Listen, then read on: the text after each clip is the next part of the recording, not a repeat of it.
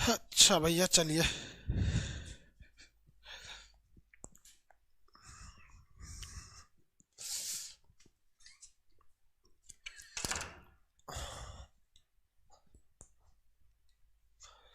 अभी हमारे इधर बारिश हो रही है, उत्तराखंड में बर्फ गिर रहा है। खैर उधर तो बर्फ वगैरह हमेशा गिरते ही रहते हैं, बट ठंड बहुत बढ़ गई है। आप लोग बच बचा के रहिएगा। दिवाली वगैरह अच्छे से सेलिब्रेट किए होंगे आप लोग। हाँ, हम भी बहुत अच्छे से सेलिब्रेट किए। दीपावली 3 दिन तक कुछ किए ही नहीं, केवल यही सब दीपावली वगैरह, पटाखे, दिया वगैरह। हम कहें कि सब लोग दिवाली का पटाखा में नोच दीजिएगा। लोग जो चाइनीज लाइट लगाएगा, कई ठो नोच दिया सब। अगले साल तो किसी को चढ़ने ही नहीं देगा आदमी। चाइनीज रहेगा तो चढ़ने नहीं देना, ऐसे जुड़ा। 40 करोड़ का लॉस हुआ है। अभी टोटल लॉस की गणना आज शाम तक चाइनीज वेबसाइट पे देख के पता करेंगे इस बार चाइना को कितना का लॉस हुआ है। चलिए, यहाँ चलिए अब स्टार्ट करते हैं हम लोग। बाबू ये देखिए, ये वाला मरुस्थल का नाम है पूर्वी मरुस्थल, मिस्र में है।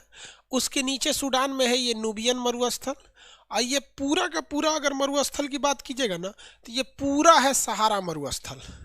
तो ये दोनों सहारा मरुस्थल के ही क्या है, भाग हैं सब। ये वाले जगह क्या कहलाते हैं, बारबरी स्टेट। अफ्रीका का ये ऊपरी भाग बारबरी स्टेट कहलाता है, बारबरी स्टेट कहलाएगा। आगे बढ़े, बताइए तो, बोको हरम आतंकवादी संगठन किस देश का है? आंसर देते चलिए। बोको हरम आतंकवादी संगठन किस देश का है?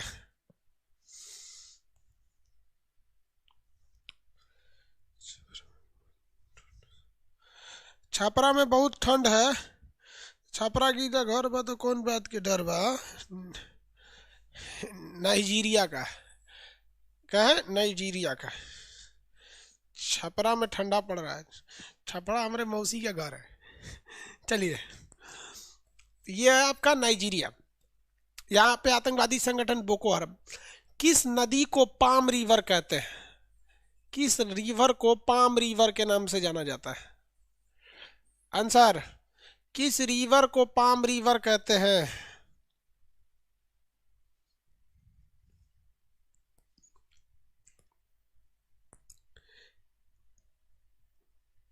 Niger river, very good. Niger को। वोल्टा को थोड़ी कहते हैं, वोल्टा तो झील है। कोफी अन्नान जो यूएनओ के 2 बार महासचिव रहे थे, किस देश के रहने वाले थे? कोफी अन्नान किस देश के रहने वाले थे? कोफी अन्नान किस देश के रहने वाले थे? कोफी अन्नान घाना के, वेरी गुड। कोफी अन्नान कहाँ के रहने वाले थे? घाना के। नील नदी पर कौन सा बांध है? मिस्र में नील नदी पर कौन सा बांध है? मिस्र में नील नदी पर कौन सा बांध है? आसवन बांध, वेरी गुड। आसवन बांध है। कौन सा बांध है? आसवन बांध है। चलिए, नील मिस्र का वह भाग जो एशिया में पड़ता है उसे क्या कहते हैं? मिस्र का वह भाग जो एशिया में पड़ता है उसे क्या कहते हैं? मिस्र का वह भाग जो एशिया में पड़ता है उसे क्या कहते हैं? मिस्र का वह भाग जो एशिया में पड़ता है, सिनाई, वेरी गुड। सिनाई कहते हैं। जो एशिया में पड़ता है वो क्या कहलाता है? सिनाई कहता है। बताइए, सिनाई और मिस्र के बीच में कौन सा नहर है? सिनाई और मिस्र के बीच में कौन सा नहर है?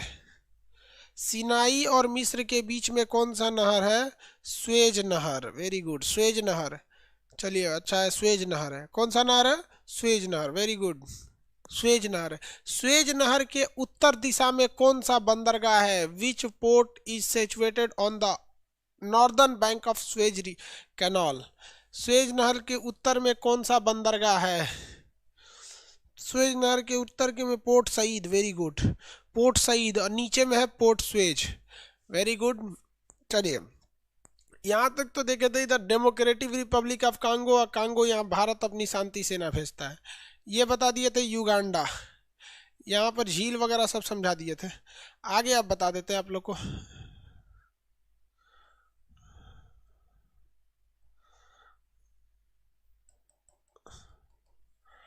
अरे भाई बड़ा हो जाओ, गुस्सा नहीं।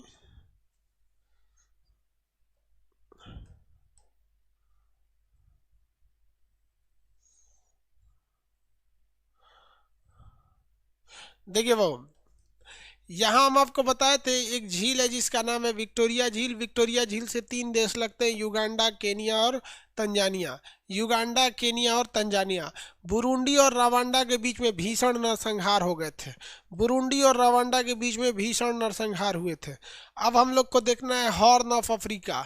हॉर्न ऑफ अफ्रीका, ये 4 देश को हम अफ्रीका का सींग कहते हैं।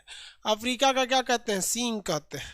हॉर्न ऑफ अफ्रीका यानी अफ्रीका का सींग कहते हैं। ये है अफ्रीका का सींग, horn of Africa. Horn of Africa में 4 देश आते हैं। एक आता है सोमालिया, जो समुद्र के किनारे है। अपने एटलस में फटाफट देखिए समुद्र के किनारे स्थित सोमालिया। फटाफट देखिए समुद्र के किनारे स्थित सोमालिया। समुद्र के किनारे स्थित है सोमालिया।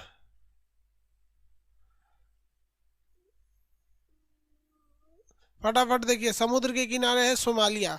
सोमालिया की राजधानी बताएंगे।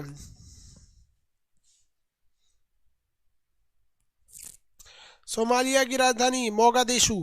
वेरी गुड, सोमालिया की राजधानी मोगादिशु। सोमालिया पूरी तरह से डाकुओं का देश है। ये समुद्री डाकुओं का देश है।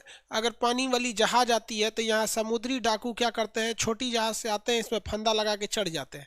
अब इंटरनेशनल नियम के हिसाब से किसी भी इंटरनेशनल ट्रेड रूट वाले पर कोई भी व्यक्ति हथियार लेकर ड्यूटी नहीं कर सकता है। आप हवाई जहाज में भी देखिएगा कोई हथियार लेकर नहीं जाता है, जिसके कुछ रीजन हैं। देखिए, रीजन ये कहा जाता है कि मान लीजिए आप हथियार लेके जाते भी हैं, अगर हथियार तो बाय द वे अगर उन्हीं से हथियार छीन लिया तो फिर उनके पास तो ऑलरेडी हथियार आ जाएंगे। तो हथियार किसी के पास ना रहने दो। मान लीजिए किसी जहाज में 2 ठो के पास हथियार दे दिए। अब जहाज में 20 गो आतंकवादी घुस गए, आराम से हथियार खींच लेगा सब उनका। तो इसलिए हथियार किसी को नहीं दिया जाता है।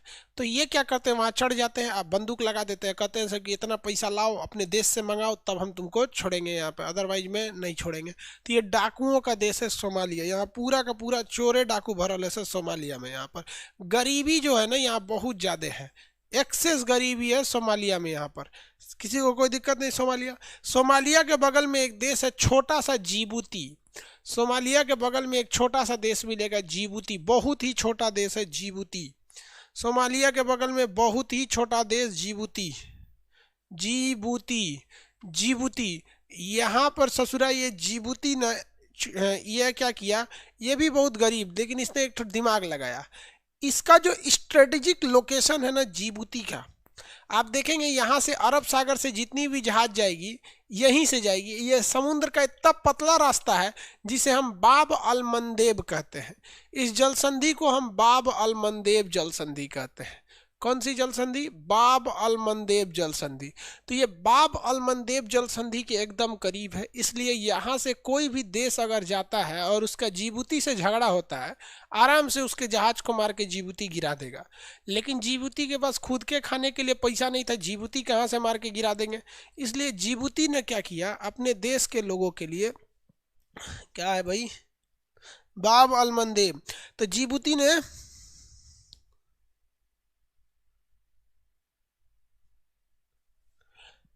देखिए, जिबूती ने अपना क्या किया यहाँ पर कि उसने अपने देश की जगह को भाड़े पर दूसरे देश को देने लगा। फ्रांस को दे दिया, फ्रांस यहाँ आकर अपना सेना का अड्डा बना लिया। अमेरिका को दे दिया, अमेरिका ने यहाँ आकर अपना सेना का अड्डा बना दिया। जापान को दे दिया, जापान ने अपना सेना का अड्डा बना लिया। चाइना को दे दिया, चाइना ने भी यहाँ के सेना का अड्डा बना दिया। उनसे करोड़ों रुपए रेंट लेता है, करोड़ों रुपए रेंट लेता है, उसी से इसका खर्चा चलता है। किसका? जिबूती का। तो क्वेश्चन कहता है सैन्य अड्डाओं का देश किसे कहते हैं? तो जिबूती को कहते हैं। इसका स्ट्रेटेजिक लोकेशन बहुत ही जबरदस्त है। स्ट्रेटेजिक लोकेशन मतलब सेना के लिए अच्छा लोकेशन, तो वो बहुत ही जबरदस्त है। तो ये हो गया आपका कौन सा जगह? जिबूती। कौन सा जगह? जिबूती। याद रहेगा। हॉर्न ऑफ अफ्रीका यानी अफ्रीका के सींग में ये 4 देश आते हैं। 2 देश देख लिए, कौन कौन?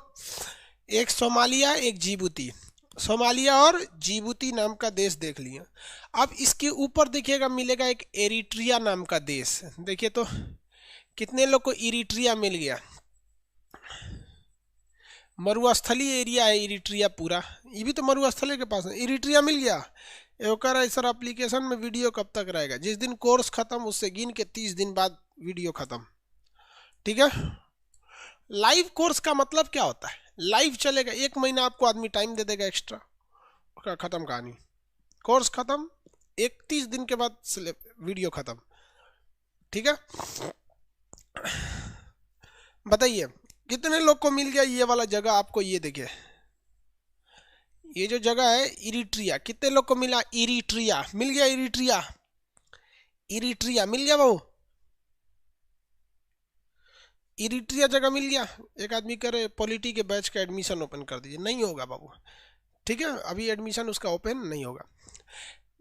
इरिट्रिया जो जगह है, आगे समझिए, देखिए एक आगे जब कोई कोर्स खत्म हो जाएगा ना, तो उस कोर्स का रिकॉर्डेड क्लास हम भले आपको दे सकते हैं, उसकी फ़ी बहुत कम रहेगी रिकॉर्डेड, और उसकी वैलिडिटी थोड़ी सी ज़्यादा रहेगी।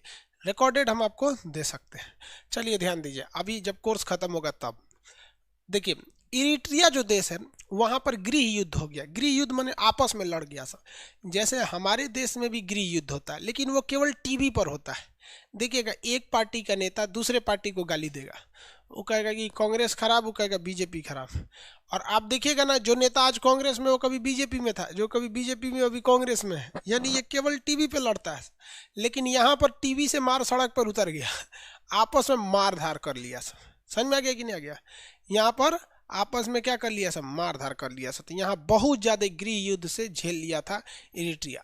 इरिट्रिया में हर महिला को, जो महिला है वहाँ पर, मतलब हर पुरुष को कम से कम 2 महिलाओं से शादी करना है। मतलब एक पुरुष है ना, अगर वो चाहेगा कि केवल एक एक औरत से शादी करे तो वहाँ नहीं है, वहाँ कम से कम 2 से करना पड़ेगा आपको, कंपलसरी है वहाँ 2 शादी करिए, सरकार नियम बनाई है वहाँ पर, नहीं करिएगा तो दिक्कत हो जाएगा वहाँ। रीजन समझिए क्या है? गृह युद्ध जब हुआ था तो गृह युद्ध से पहले की स्थिति सामान्य थी। जब जो अब होम वॉर हो गया था, गृह युद्ध, तो इसमें क्या था, पहले मेल भी ठीक थे सब और फीमेल भी ठीक थी। लगभग संख्या यहाँ चल रही थी 1000 मेल पर, लगभग 950 फीमेल थी सब, जो लगभग हर देश का, एशिया यूरोप का लगभग यही सेक्स रेशियो, लिंगानुपात है। लेकिन गृह युद्ध के बाद पुरुष सब ससुरा कटा उटा के मर गया सब, 500 पुरुष बचा सब, कटा उटा के मर गया सब। अब ये बताइए कि ये 500 पुरुष 500 महिला से शादी कर लेगा तो आधा तो ऐसे छटपटाएगी सब, ये हमरा छोड़ दे लो, मेरा जीवन कोरा कागज कोरा ही रह गया, हमरो ले चल ले। तो भाई वहाँ नियम बनाना पड़ा कि हर पुरुष कम से कम 2 महिलाओं को ले आएगा। समझ में आ गया कि नहीं आ गया? बेचारों की जिंदगी नरक बना देती होगी सब। समझ आया कि नहीं आएगा? एक रहते हैं सब। हमारा एक स्टाफ है, उस बेचारा, उसको बुलाए कि आ जाओ भाई, अब क्लास व्लास देखना है ना, ऑपरेटर एक को बुलाए, तो बेचारा की औरत गुस्सिया गई है, और गुस्सिया गई तो कैसे बोलिए नहीं रही है, खाना वाना सब दे रही है, लेकिन रख के चलो मतलब देखो हम गुस्सा है, मतलब देखो हम गुस्सा। ये सब का दिमाग छोटा बच्चों की तरह होता है। छोटका बच्चों को नहीं देखो, चॉकलेट खरीदा दो, नहीं खरीदवाएंगे, नहीं बोलेंगे बाबू चॉकलेट खाओगे, नहीं बोलूंगा। महिला जवान में भी उसका आदत नहीं खत्म होता है, गुस्सिया जाएगी तो खाना खाएंगे, नहीं खाएंगे, आधा दिमाग ही पगला देती। कोई आदमी यहाँ का जो होगा बुद्धि वाला नहीं होगा यहाँ पे। जो दूधू को ब्याह करेगा तो पगलाइए नहीं जाएगा। यहाँ हिंदुस्तान में एगो नहीं संभलती है सर। देखो, जिसके पास ब्याह नहीं बहुत आगे गया है, चाहे वो अब्दुल कलाम हो, चाहे वो नरेंद्र मोदी हो, योगी आदित्यनाथ हो, चाहे महावीर स्वामी हो, महात्मा बुद्ध हो, ये सब क्यों आगे चले गए? इनका दिमाग चाटने वाला कोई नहीं था। यहाँ दुद्दू को परमानेंट सरकारी हिसाब से दुद्दू को मेहरारू रखो, सब पगला देगी सब। एगो हरियर नेल पॉलिश लगा के आएगी, एगो लाल, वो कहेगी मेरा ठीक है, हम बहुत अच्छा है, हमरा नहीं ठीक लग रहा है, जो ओकरे लगे रहो ससुरात नहीं, पगला देगी, मर ससुरात नहीं। नरक जिंदगी उसकी यहाँ पे। कहाँ के पुरुषों की जिंदगी नरक हो जाएगी? कहाँ पर? इरिट्रिया में जिंदगी क्या हो जाएगी? इरिटेट हो जाएगा आदमी वहाँ पर। तो इरिट्रिया की जिंदगी नरक है। यहाँ एक पुरुष को 2 महिला रखना है। आगे देखते हैं लोग। इरिट्रिया के नीचे समझ में आ रहा है, लड़की सब बुरा नहीं ना मानती है सब। आप बुरा मान के आप ऑनलाइन में करिएगा क्या? चलिए, अब उसके नीचे आपको एक देश मिलेगा जिसका नाम है इथियोपिया। ये अच्छा देश है, इथियोपिया। नीचे देश मिला इथियोपिया, ये वाला देश है इथियोपिया। राजधानी इसका अदीस अबाबा। इथियोपिया की राजधानी अदीस अबाबा। हो गया?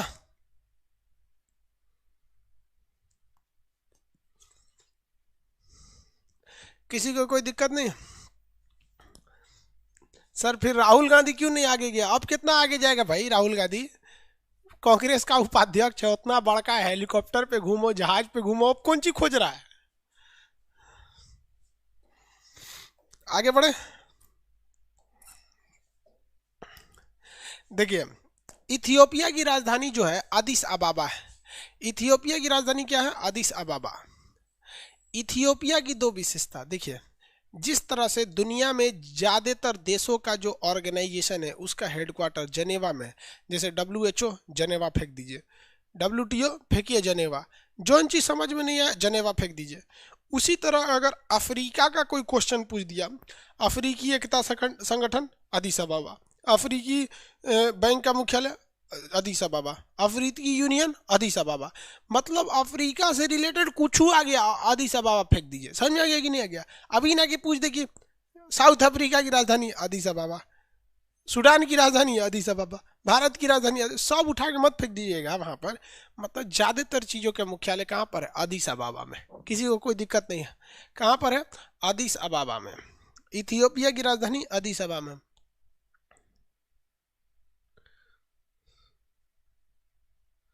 आगे बढ़े।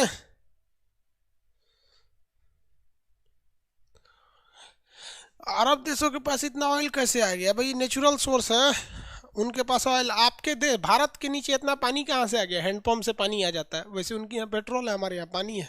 बेचारा वो पानी के लिए परेशान है, हम पेट्रोल के लिए परेशान है। चलिए, ये हो गया अदीस अबाबा। अदीस अबाबा की एक और विशेषता, अदीस अबाबा की एक और विशेषता, क्या विशेषता? तो यहाँ एक झील है, टाना झील। देखिए, ये एक झील है विक्टोरिया झील। विक्टोरिया झील से निकलती है नीली नील, और यहाँ सफ़ेद नील, और यहाँ से निकलती है ब्लू नील। दोनों जब मिल जाती है तो ये बन जाती है नील नदी। क्या बन जाती है? नील नदी। तो अफ्रीका के टाना झील से भी नील निकलती है। आप अपने फिजिकल में देखेंगे या पॉलिटिकल में दिखेगा। पेज नंबर कितना पे है? नक्शा खोले हैं कि नहीं खोले हैं लोग? ताना झील से निकलती है, देखिए नीली नील, ब्लू नील निकलेगी ताना झील से। उसके पास एक झील है, वहां पर एक झील है। यहाँ से दो दो नदियाँ निकलेंगी से, एक ब्लू नील और ये वाइट नील। खार्तून में मिलेगी, बन जाएगी नील नदी। मिस्र में इस पे क्या बना हुआ है? आसवन बांध। मिस्र में इस नदी पर क्या बना हुआ है? आसवन बांध। ये चारों देश याद रहेंगे आप लोग को।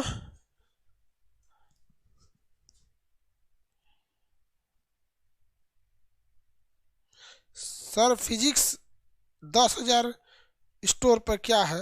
अरे वो आगे बताएंगे आपको। जो जो ऐप स्टोर पे जो पॉइंट्स मिल रहे हैं उसके आगे यूज होंगे। टेस्ट सीरीज जब स्टार्ट करेंगे ना, तो जिनके पास पॉइंट्स ज़्यादा होंगे उन्हें परचेज करने की ज़रूरत नहीं पड़ेगी, और जिनके पास पॉइंट्स कम रहेंगे उनको परचेज करना पड़ेगा। वो आगे उसकी यूज़ है। चलिए, अब यहाँ देखिए, इन चारों को हम लोग क्या कहते हैं? Horn of Africa. इन चारों को क्या कहेंगे? Horn of Africa. अफ्रीका का सींग है ये। अफ्रीका क्या है? इस तरह से सींग है ये। हॉर्न ऑफ अफ्रीका में चारों कौन कौन? सोमालिया, इथियोपिया, सोमालिया, जिबूती छोटका, सोमालिया, जिबूती, इरिट्रिया, दो मेहरारू रखने वाला, और उसके नीचे कौन सा है आपका? Ethiopia. Somalia, Djibouti, Eritrea, Ethiopia. Somalia, Djibouti, Eritrea, Ethiopia. Somalia, Djibouti, Eritrea, Ethiopia. Somalia, Djibouti, Eritrea, Ethiopia.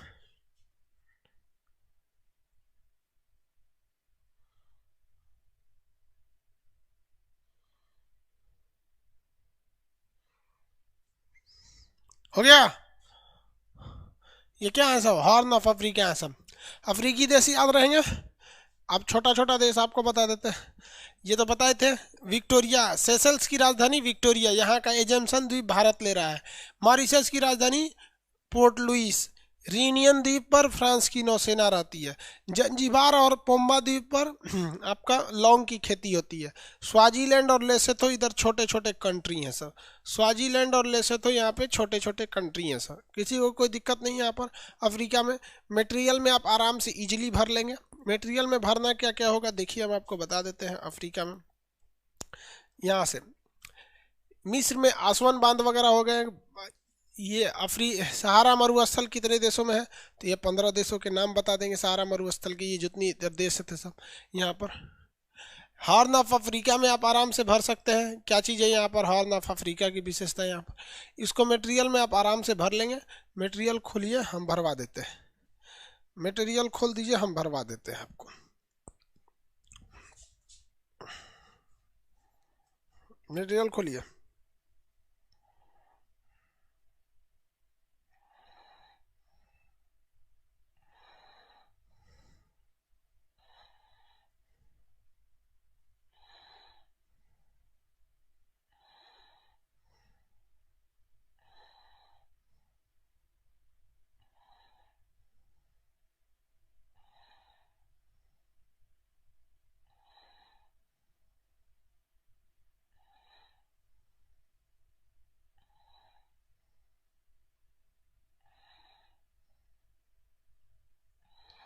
खोलिए।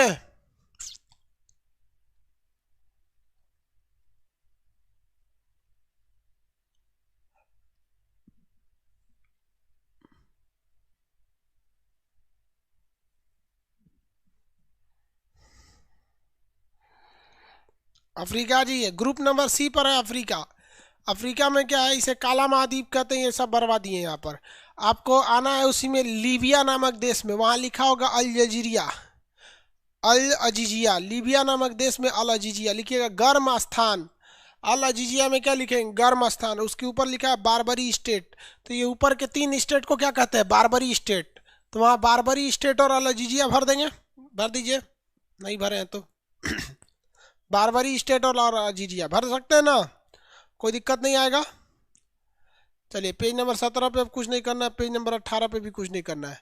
चलिए पेज नंबर 18 पे लिखा है सेंट हेलेना द्वीप। अब बताइए तो सेंट हेलेना द्वीप पर किसकी मृत्यु हुई थी। पेज नंबर 18 पर दाहिने साइड में, पेज नंबर 18 पर दाहिने साइड पे क्या लिखा है, सेंट हेलेना द्वीप। पेज नंबर 18 पर दाहिने साइड में क्या लिखा है, सेंट हेलेना द्वीप। सेंट हेलेना द्वीप। तो ये सेंट हेलेना जो द्वीप है पेज नंबर 18 पर इस साइड में, तो ये सेंट हेलेना द्वीप पर किसकी मृत्यु हुई थी, नेपोलियन। नेपोलियन।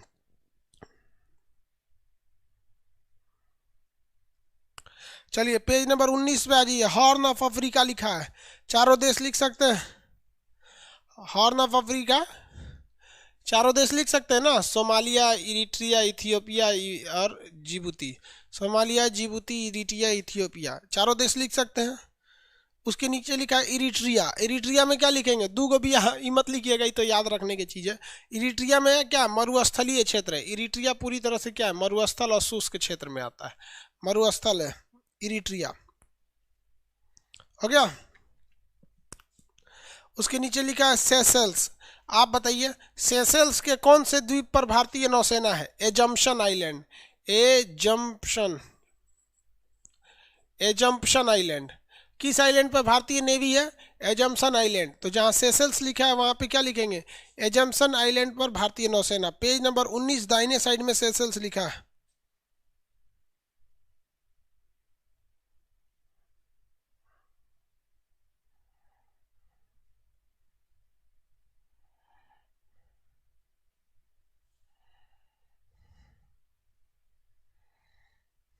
हो गया। चलिए उसके नीचे लिखा है मेडागास्कर। क्या है मेडागास्कर, लिखिए। यह पहले भारत से सटा था, लेकिन भारत पहले मेडागास्कर के इसी के समीप था, या पहले भारत इसी से सटा था। हिंदुस्तान यही था, यहाँ से चला गया वहाँ।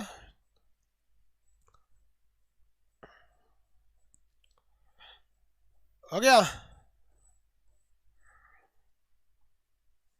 किसी को दिक्कत नहीं। मॉरिशस लिखिए,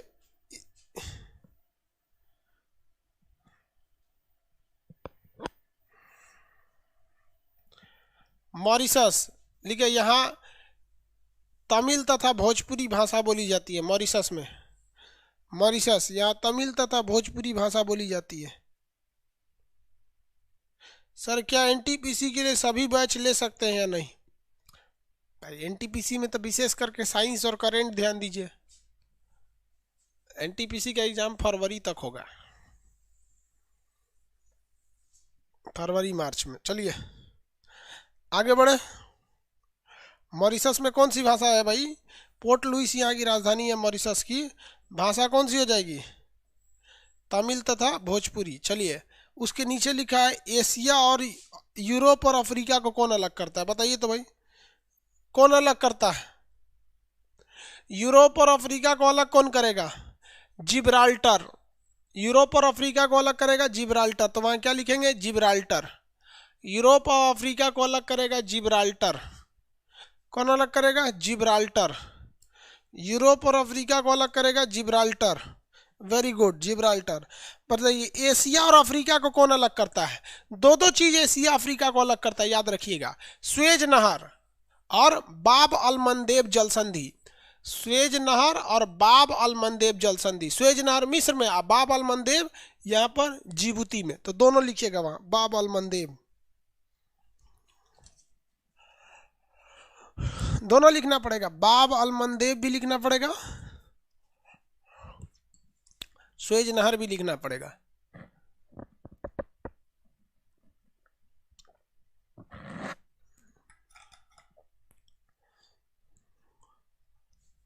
स्वेज नहर भी लिखना पड़ेगा, बाब अल मंदेब भी लिखना पड़ेगा।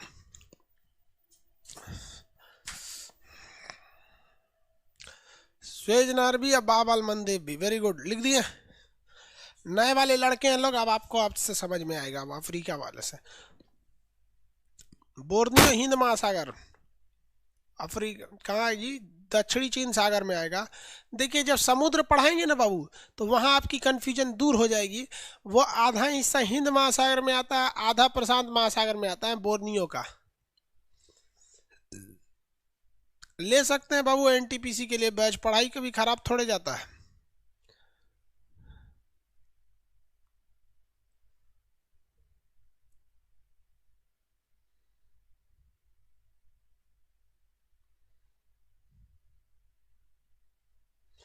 आगे बढ़े।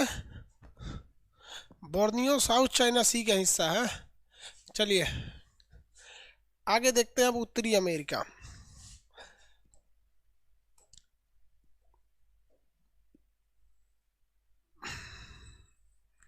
कौन सा जगह देखते हैं? उत्तरी अमेरिका। देखिए, उत्तरी अमेरिका जो होता है वो कहाँ पर है? ये इस एरिया स्थित है, ये पूरा ही उत्तरी अमेरिका में है। उत्तरी अमेरिका का ये वाला ग्रीनलैंड पर किसका कब्जा है? डेनमार्क का है। उत्तरी अमेरिका एक ऐसा कॉन्टिनेंट है जिसमें हर एक देश समुद्र के किनारे है। उत्तरी अमेरिका का ऐसा कोई देश नहीं है नॉर्दर्न अमेरिका का जो लैंडलॉक है। वो सब का सब कोस्टल कंट्रीज हैं, सब सबके सबके आगे क्या है? समुद्र है। अब भारत से कितनी दूरी पे है तो आप तो देख ही सकते हैं, काफ़ी काफ़ी अच्छी खासी दूरी पर है उत्तरी अमेरिका। अब उत्तरी अमेरिका का हम बड़ा मैप खोल देते हैं जिसमें आराम से समझ में आएगा उत्तरी अमेरिका। देखिए, यह है उत्तरी अमेरिका।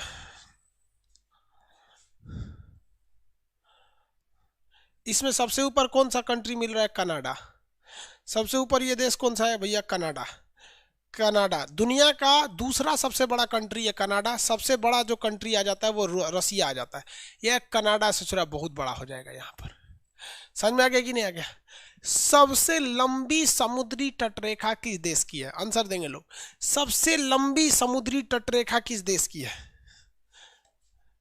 सबसे लंबी समुद्री तटरेखा किस देश की है? सबसे लंबी समुद्री तटरेखा किस देश की है?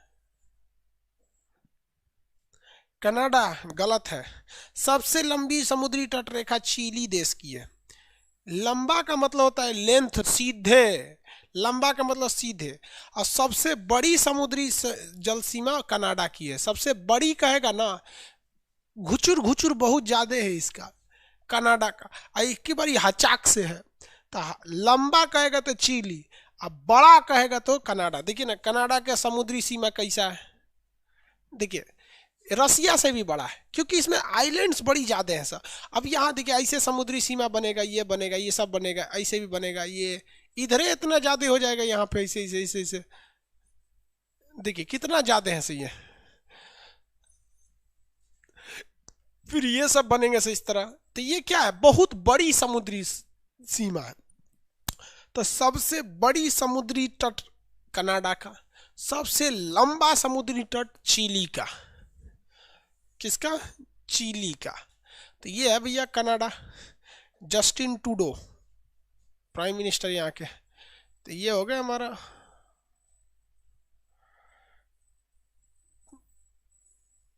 ये कनाडा है। किसी को कोई दिक्कत नहीं है कनाडा में? कनाडा में कुछ कुछ शहर बहुत फेमस है। इस साइड में यहाँ पर एक आइलैंड है अमेरिका से सट के कोना पर, जिसका नाम है वैंकूवर आइलैंड। आप देखिए इस साइड में वैंकूवर आइलैंड, इस कोना पे मिलेगा अमेरिका से सट के। कनाडा का वह एरिया वैंकूवर आइलैंड एकदम इस साइड में मिलेगा सट के। कौन सा आइलैंड है? Vancouver island. मिल गया वैंकूवर आइलैंड।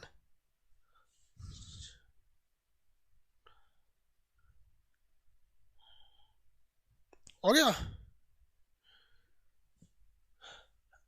अमिताभ रंजन, मेरी गर्लफ्रेंड कनाडा की है। ये सोच रहा कहीं वहाँ कैसे फंसैले रे, बताओ। इसे होता ना दूर फंसैले।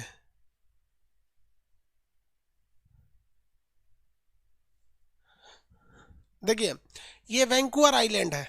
यहाँ पर पंजाबी लोग बहुत ज़्यादा पाए जाते हैं वैंकूवर में। यहाँ पर पंजाब के लोग की ज़्यादा अधिकता है। वैंकूवर वैंकूवर जो है ना अमेरिका से सटा हुआ है नीचे से। वैंकूवर क्या है? अमेरिका से सटा हुआ है, मतलब यूएस से सटा हुआ है ये वाला वैंकूवर यहाँ पर। और यहाँ पंजाबी लोगों की अधिकता है।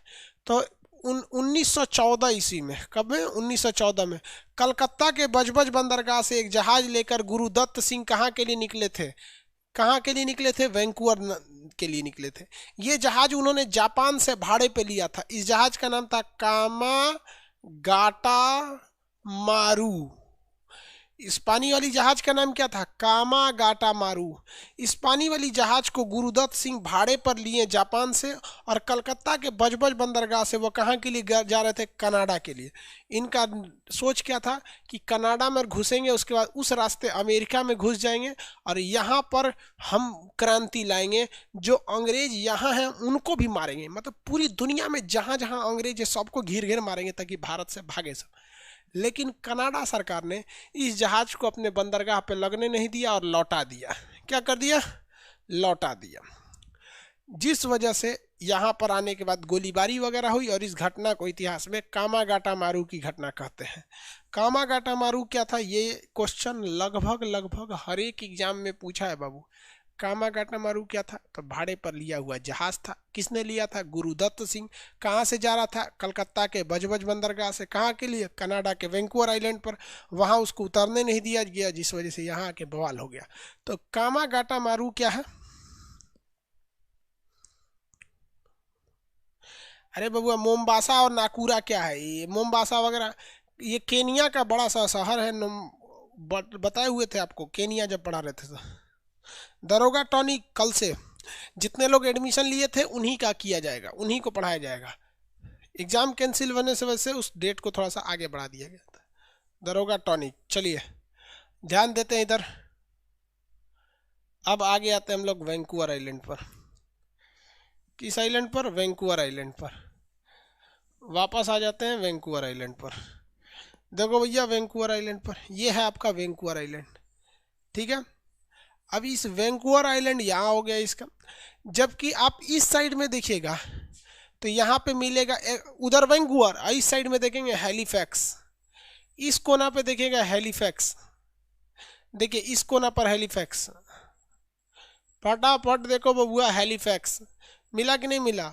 इस कोना पर वैंकूवर और ठीक हचाक से इस कोना पर हैलीफैक्स। वैंकूवर और हैलीफैक्स मिला।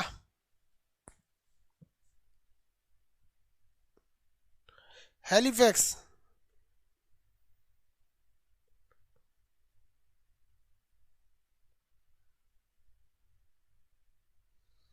आगे बढ़े।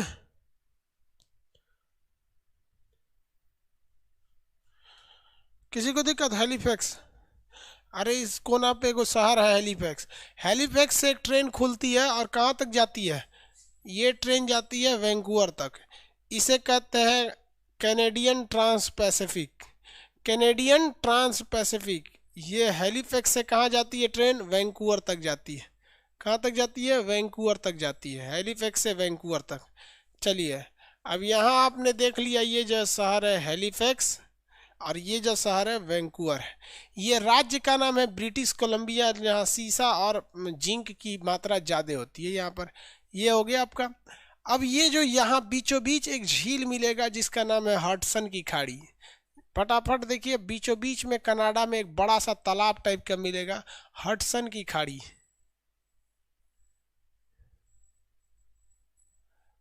हडसन की खाड़ी, हडसन की खाड़ी मिल गया। कौन सी खाड़ी है? हडसन की खाड़ी। खाड़ी का नाम क्या है? हडसन की खाड़ी। यह है हडसन की खाड़ी। किसी को कोई दिक्कत नहीं है हडसन की खाड़ी के पास? चलिए, अब हडसन की खाड़ी जो है, इसके नीचे एक और झील है।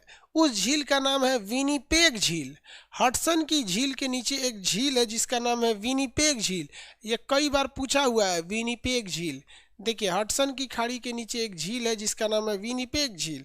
आप ये विनिपेग झील देखिए, मिल गया विनिपेग झील। विनिपेग झील के नीचे एक शहर भी है, उस शहर का नाम है विनिपेग शहर। देखिए, उसके नीचे एक शहर है, उसका शहर का नाम है विनिपेग शहर। विनिपेग क्या है? विनिपेग।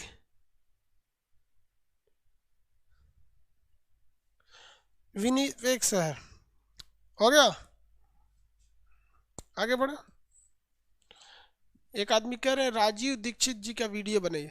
देखिए, राजीव दीक्षित जी बहुत प्रतिभाशाली व्यक्ति थे। उनके ऑलरेडी वीडियोस अवेलेबल हैं, आप उनको देख लीजिए। अब हम क्या बताएंगे, चलिए ध्यान दीजिए। आगे बढ़े। अब कोई कहेगा सर अब्दुल कलाम पे बनाइए, तो हम तो अब्दुल कलाम पे भी नहीं बनाए हैं। कोई कहेगा अटल बिहारी वाजपेयी पे बनाइए, जवाहरलाल नेहरू पे बनाइए, महात्मा गांधी पे बनाइए। पर टाइम भी तो रहना चाहिए ना। विनिपेग मिल गया। गेहूं की दुनिया की सबसे बड़ी मंडी है गेहूं की। यहाँ गेहूं बहुत ज़्यादा मात्रा में होता है और इसलिए इसे गेहूं की मंडी के लिए फेमस है। यहाँ दुनिया का सबसे बड़ा गेहूं की मंडी है। यहाँ गेहूं का व्यापार होता है विनिपेग में। कहाँ पर? विनिपेग में। चलिए आगे बढ़ जाए विनिपेग में। अब ये वाली खाड़ी कौन सी है? हडसन की खाड़ी। हडसन की खाड़ी जहाँ खत्म होती है उसके ठीक नीचे देखिएगा तो 4-5 ठो झील मिलेंगे सब। 4-5 ठो झील बनेंगे। उसके शॉर्टकट में कहा जाता है होम्स। इसे क्या कहा जाता है? ग्रेट झील। इसे क्या कहते हैं? Great lake. Great lake, great lake. 4-5 ठो झील मिलेगा। Huron, Ontario, Michigan, Erie superior. 5 ठो झील मिलेंगे ग्रेट लेक में। Huron, Ontario, Michigan, Erie Superior. Huron, Ontario, Michigan, Erie superior मिला। Great lake.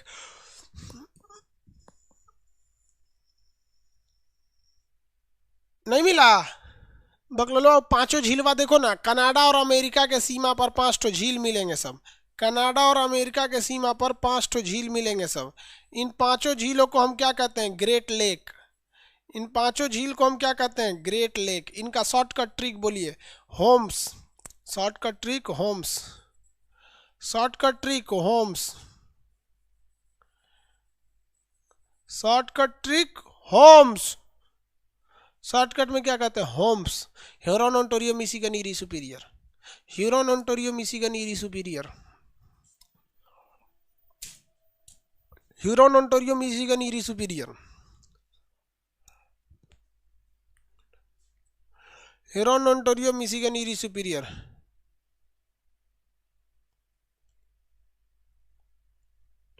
मिल गया। अरे बकलोलवा सबको नहीं मिल रहा है, मोतियाबिंद ले ले बैठल है सब।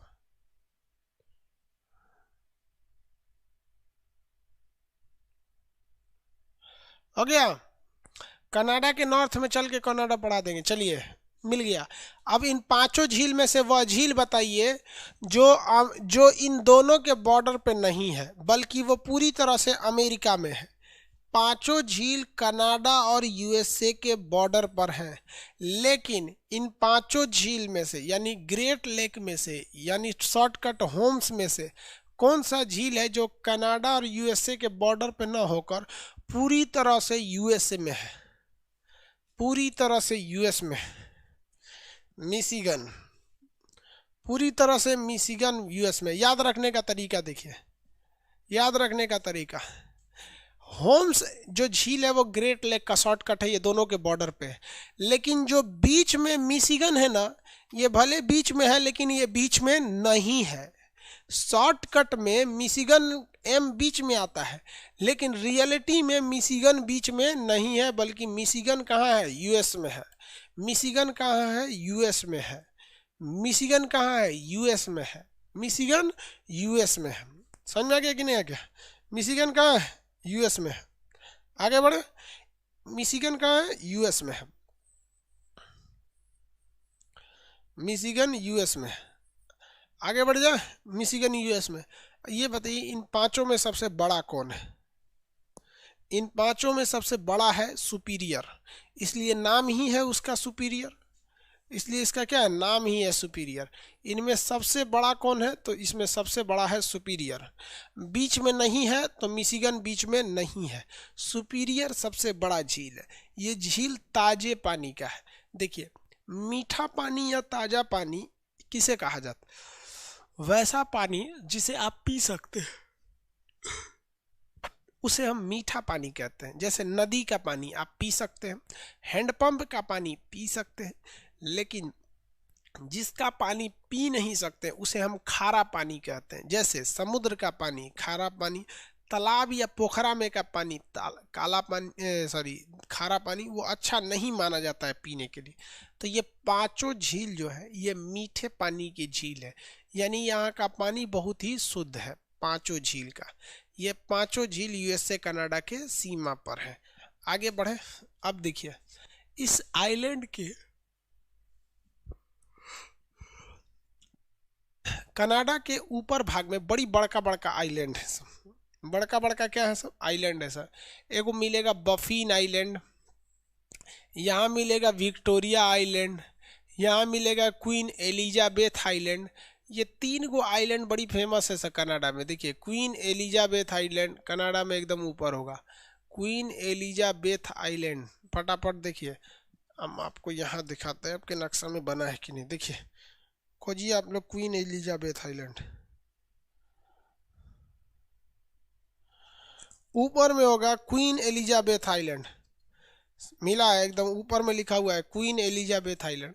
उसके नीचे एक तो लाल रंग का एन लिखा होगा, रेड कलर से उसमें एन लिखा होगा इस तरह से, एन गोल घेर दिया होगा। वो पृथ्वी का नॉग, वही उत्तरी ध्रुव है, चुंबक वहीं से काम करता है, वो उत्तरी ध्रुव को दर्शा रहा है। मैग्नेट का उत्तरी ध्रुव, पृथ्वी भी क्या है, एक तरह का मैग्नेट है। तो मैग्नेट का उत्तरी ध्रुव कहाँ पर है, कनाडा के पास है। यहाँ पर, यहाँ से अगर किसी रॉकेट को उड़ नहीं पाएगा। तो ये हो गया उत्तरी चुंबकीय ध्रुव, लिखा है ना वहां पे।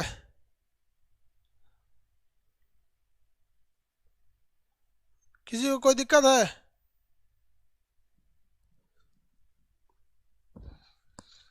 किसी को कोई दिक्कत नहीं? चलिए अब यहाँ पर देखिए, ये वाला जो जगह है ये तो है ग्रीनलैंड।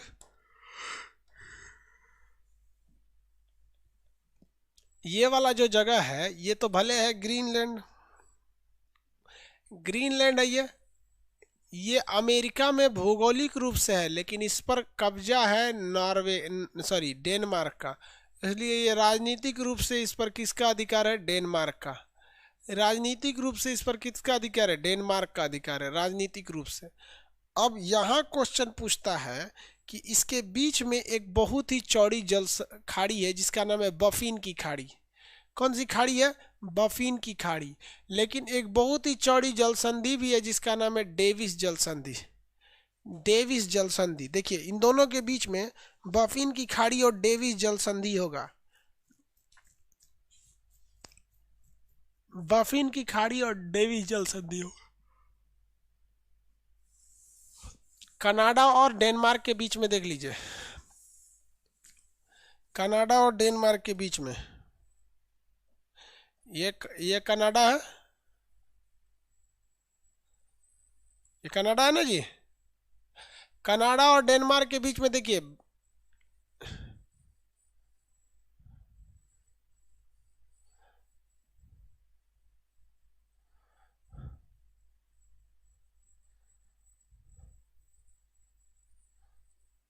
कौन सी जल संधि है? डेविस जल संधि और बफिन की खाड़ी। डेविस जल संधि दुनिया की सबसे चौड़ी जल संधि है। डेविस जल संधि दुनिया की सबसे चौड़ी जल संधि। आपके मन में एक सवाल आएगा कि सर आप पढ़ाए थे कि चौड़ी जल संधि को हम चैनल कहते हैं, इसे चैनल क्यों नहीं कहते? इसे चैनल क्यों नहीं कहते? देखिए ध्यान से, ऊपर में खाड़ी होगी बफिन की खाड़ी, ऊपर में खाड़ी बफिन की खाड़ी, बफिन आइलैंड के बाद बफिन की खाड़ी, ये चौड़ा सा रास्ता, इसे क्या कहेंगे? डेविस जल संधि। आपको हम बताए थे कि समुद्र का पतला रास्ता जल संधि यानी स्ट्रीट कहलाता है, जबकि चौड़ा रास्ता चैनल कहलाता है। तो आपके मन में एक सवाल आना चाहिए कि सर ये चैनल क्यों नहीं है? तो चैनल इसलिए नहीं है क्योंकि इसके बीच बीच में छोटे छोटे आइलैंड्स हैं सब, बीच में छोटे छोटे आइलैंड्स हैं सब। तो जब बीच में छोटे छोटे आइलैंड हो जाएंगे तो वो एरिया पूरा तो गली चौड़ा कहलाएगा नहीं, जो बीच में जो छोटे छोटे आइलैंड है नक्शा में भले नहीं दिखेंगे बट छोटे छोटे वहाँ पे आइलैंड है। तो ये दुनिया की सबसे चौड़ी जल संधि बोलिए तो डेविस जल संधि। दुनिया की सबसे चौड़ी जल संधि डेविस जल संधि। दुनिया की सबसे चौड़ी जल संधि डेविस जल संधि। दुनिया का सबसे बड़ा समुद्री तट कनाडा का तट। दुनिया का सबसे बड़ा गेहूं की मंडी विनीपेग। कामागाटा मारू की घटना वैंकूवर आइलैंड। इनके सीमा पर कितने झील? 5। पांचों में कौन सा है जो पूरी तरह यूएसए में है? मिशिगन। सबसे बड़ा कौन है? सुपीरियर, मीठे पानी का झील है सुपीरियर। समझ में आ गया कि नहीं आ गया? दुनिया की सबसे चौड़ी जल संधि कौन सी है? सबसे चौड़ी जल संधि डेविस जल संधि। कौन सी जल संधि? डेविस जल संधि। तो ये है आपका कनाडा। अब कल पढ़ाएंगे आपको ये area central America, Donald Trump वाला। ये तो डोनाल्ड ट्रंप का इतने हैं, बाकी ये पढ़ेंगे। उसके बाद जब ये हो जाएगा तब आपका एटलस कंप्लीट होगा। एटलस कंप्लीट होने के बाद आप इतने समझदार हो जाएंगे कि नक्शा पढ़ सकते हैं। अभी आप इतने भी समझदार नहीं हैं कि आप नक्शा को पढ़ भी सके। आगे कल क्लास करेंगे। आज के लिए इतना ही। जय हिंद।